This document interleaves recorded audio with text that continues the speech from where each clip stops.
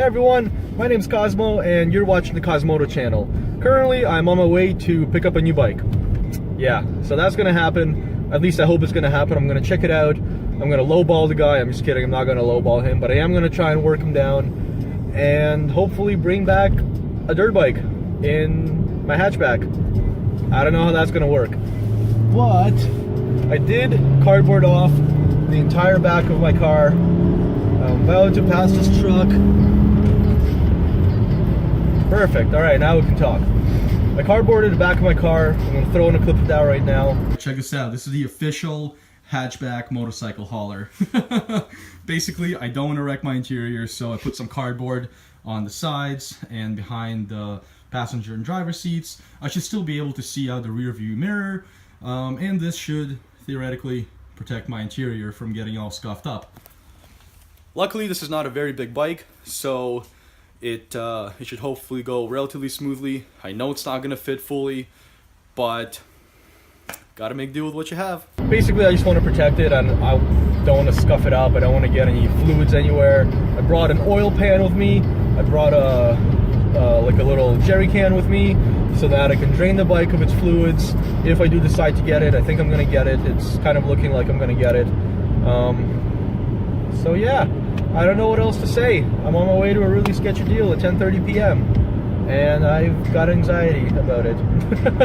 I'm just gonna keep you guys updated and I'll let you know how it goes. Once again, I'm probably not gonna film the deal because I hate doing that. I hate making people feel awkward. So I'm just not gonna do that. But I will most certainly start filming again once I'm on my way back, hopefully with a bike. So talk to you guys then.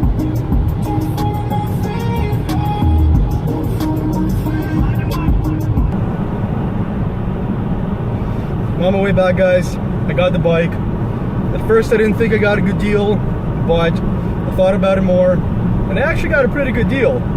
So I'm gonna get home and I'm gonna talk more about the bike, probably fill up, probably show you the concoction that I made in the rear end to transport this thing. But I'm having a bit of an asthma attack and I forgot my asthma puffer. I can't breathe too good.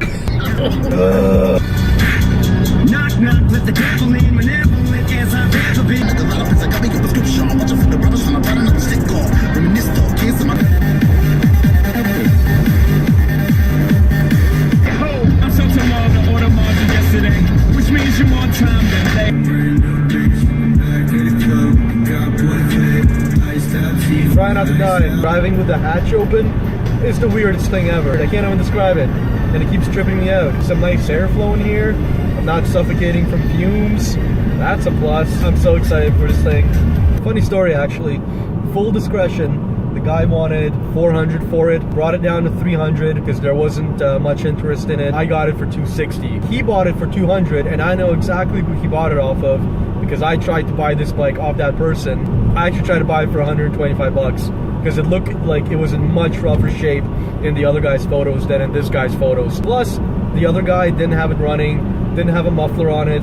This guy actually got it running, put a muffler on it, so I don't mind paying a little extra for that work that I would have needed to do myself anyway. The other thing is, the guy's getting married, so you know what?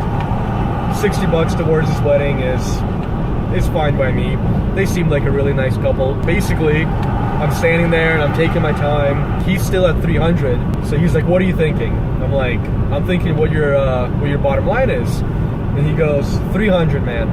I'm like, 300, eh? And I told him, like, you know, there's some things broken. You know, there's a bunch of stuff that needs fixing. Basically, listing off the things that I would fix on it. He goes, "Well, it depends how much of it you actually want to fix."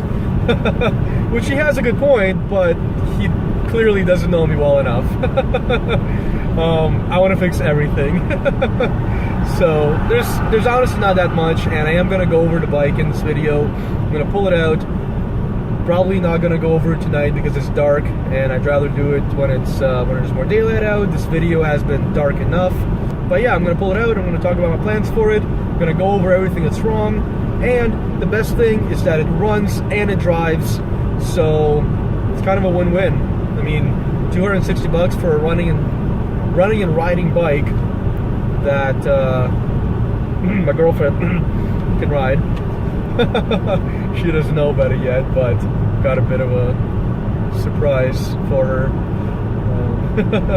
Anyway, oh, there's damn, I stopped my camera because there were like 10 cop cars, and I didn't want to look suspicious driving with my lights on and I don't know, electronics and stuff. Anyway, ridiculous car crash. My camera wouldn't even have been able to pick it up, but the car was mangled. The car looked like it got hit by a semi. Hope everybody's okay. That sucks. Just wait till you guys see how I'm transporting this thing, because I'm honestly surprised that it's lasted for 40 minutes so far. The hatch just keeps bouncing up and down. It's funny. I've got it bungee down, but it's not nearly enough. I'm getting some celebratory pizza, and this is how I parked, because there's literally nobody here. Hell yeah. Anarchy! Guys, I'm sorry. I already unloaded the bike. I know I was going to show you how I transported it, but I think you roughly get the idea. You know, halfway out the trunk, hatch door bouncing up and down, people looking at me funny. No leakages though. No leakages. I'm glad I came prepared. Do I reveal the bike now or do I wait? I think I'll wait. For you guys, this is going to be a second anyway. And I will be less tired tomorrow. It'll be brighter outside. Although, this thing is best viewed from like 10 feet away in a dark alley. Yeah, I'll do it tomorrow. It's the next day. It's cold out. It looks like it's not because it's sunny, but it's cold out and I'm not liking it. Canada's finally showing its true colors. Our summers are hot, our winters are cold. Well, at least where I live. But I wish it was like a nice, even 23 degrees Celsius all year round. But not gonna happen. So, I guess it's time to show you guys the bike. Let's get to it. Ta-da! Let me pull it out. Ready? And it sounds just right, cause I love this shit. Yeah, I know I've been sinning, pinning my L's in the frame. Stick to the mission to win and get me the first in the race. To see him switching my inner image and flipping the page to something different and riveting like Da Vinci with pain.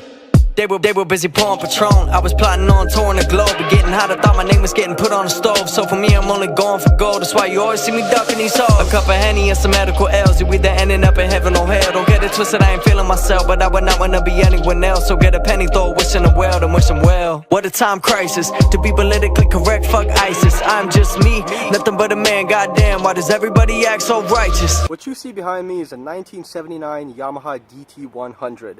I absolutely could not pass this thing up because, well, A, it looks like my 175. It's like a mini version of my 175 actually, and B, it was a pretty good deal. I did just find out that the front end is completely shot. The fork tubes have gouges in them. I might need to get a whole new front end for it, but it's fine. I knew what I was getting into. That doesn't have to be done right away. I'm gonna put my all into this bike. I wanted a carefree project. I wanted something that I could go all out on and just kind of restomod, not necessarily worry about keeping original, because as you can tell, it's in pretty rough shape. It does run, it does ride, which is a good thing. Engine work is usually pretty frustrating to deal with, at least for me. I don't like opening engines up. I can do it, I just don't like doing it. Yeah. I'm happy to get something that's got a working engine and I can just focus on everything else. And when the time comes, I'll probably rip the engine apart too and just make sure that everything's a-okay in there. The odometer has 11,000 kilometers on it, which is quite a bit. But once again, I'm not too worried because parts for these bikes are cheap. These bikes are easy to work on. They're small. They're not like these big heavy enduros. I mean, it is an enduro, but it's not a big heavy enduro. So I'm just looking forward to taking it apart, going through it, fixing it up, and bringing it back to life. The other reason that I got it for is because I wanted to get my girlfriend to ride with me.